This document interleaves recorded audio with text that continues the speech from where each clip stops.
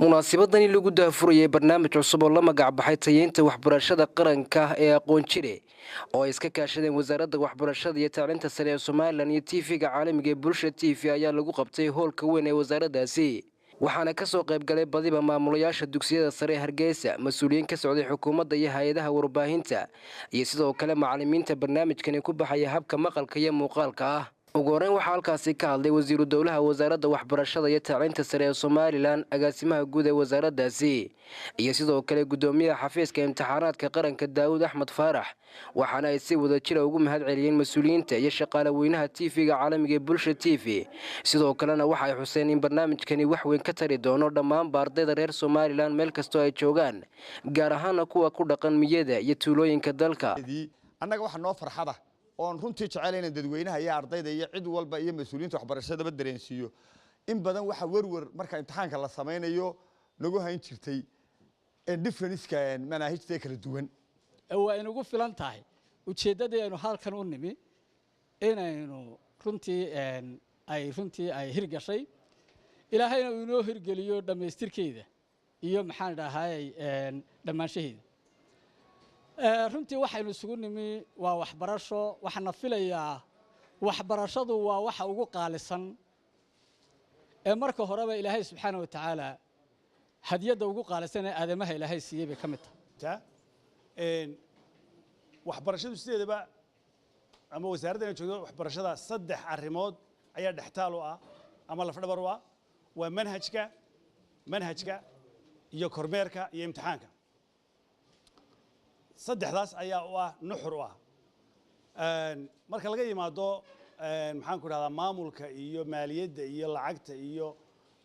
maxaan ku rahdaa waxyaabaha cayn kaasoo kale ahi waxa weeyaan waa support iyagu laakiin nuxurka wasaaradda waxbarashadu waa manhajka kormeerka iyo imtixaanaadka maanta waxaanu fadhinaa ta hore oo ah manhajkan u fadhinaa afar maado ayaa halkan loogu talagalay in ay u noqdaan tijaabo barnaamijka TV-ga afartaa maado oo kala ah saddexda sayniska iyo maadada xisaabta sidoo kale waxa iyaguna halkaasi ka hadlay agaasimayaasha TV-yada Star TV iyo Som News oo ku hadlayay afka TV-yada madaxa bannaan ee Soomaaliland waxaana ay ballan qaadeen in ay ka warbaahinaan ka qayb qaadan doonaan tayeynta waxbarashada qaranka iyo mas'uuliyiinta kale ee hay'adaha warbaahinta oo uu hormuud maanta u yahay mulkiilaha Bulsho علي فارح حربي ومناسبة مهمة ورباهنتها سوماليلاند أما ورباهنتها الصومالي طبعا وحلقوا سنتي ولقوا أستيي إني مركات هاي ورباهن أديك سته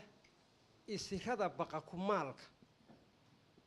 إن كمالك سحول مروتشنت hungurigu hor socdo hankooda uu hungurigu hogaamiyo magacoodana uu macaashku hogaamiyo laakiin munaasabaddan maanta waxay beeninaysaa istigmadaas ama shaambadaas qalalan ee ku dhacday warbaahinta Soomaaliland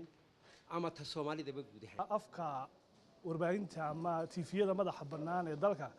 annagu waxaanu ballan qaadaynaa ka warbaahin ahaan inaanu mar kasta hiil iyo hooba la garab taagnaano sidii kor lagu qaadi lahaa aqoonta waxbarashada iyo tayeynteedaba ka warbaahin ahaan barnaamijkan iyo barnaamijyo kale oo aad u qiimo badanba annaga doorkan wax naga go'an tahay inuu kor u qaadno waxbarashada dalka sidoo kale waxa iyaguna halkaasi ka hadlay qaar ka mid ah maamulayaasha dugsiyada dawliga ah iyo kuwa breefadka ah waxaana ay ka marqaati kaceen faa'iidada barnaamijkan uu leeyahay ardayda dugsiyada sare ee Soomaaliland gaar ahaan fasalada afraad ee dugsiga sare geesta kale waxa isaguna halkaasi ka hadlay tafatiraha guud ee TV-ga caalamiga ee Bulsha TV Mustafa Sheekh Umar Geedi waxaana munaasabadaasi ka sheegay waqtiga la bilaabi doono baahinta barnaamijkan in la magac baxay tayeynta waxbarashada qaranka ee aqoon jire iyo waqtiyada uu ka soo gali doono TV-ga haddii aan yara faahfaahiyo waqtiyada aanu jecel lahay iyo waqtiga aanu iminka diyaarinay waxa weeye 140 xalqadood ayaa diyaar ah waxaanay bilaabmayaan casharadaasi 15 bishan aynu ku jirno haddii ilaahay yiraahdo waxaanu jecel lahay inay soo gasho inay maalin walba saacad barnaamijkaasi uu noqdo oo laba xiisadood ah nuso saace iyo nuso saace laba xiisadood oo kala duwan ah oo ay socdaan inta ka horeysa wejiga hore inta ka horeysa imtixaanaadka oo bilaabmaya insha Allah bisha. ugu dambeyn waxaa halkaasi ka hadlay wasiirka wasaaradda waxbarashada iyo tacliinta sare ee Soomaaliland Cabdullaahi Ibraahim Habane waxaana uu aad ugu dheeraaday ahmiyadda uu barnaamijkani leeyahay iyo waxyaabaha uu ka tari doono ardayda aan haysan macallimiin ee ku nool tuulooyinka iyo magaalooyinka dalka waxaana wasiirku intaasi raaciyay in barnaamijkan noqon doono waxqabadkii labaad ee ugu ballaarnaa ee wasaaraddiisu gaadho muddadii uu joogay. aasaaska noloshu de waxbarashada kowka ah waxbarashadii inaan tayeyno waynu macno u yeelana waqtigii loo baahnaa baynu taaganahay maanta laakiin ninkana tabarucay waqti badan عاودي 10 كيلو ما كلا قوايو فكرتنا in fact isaga ila yimiday aad iyo aad baan ugu mahadnaqaynaa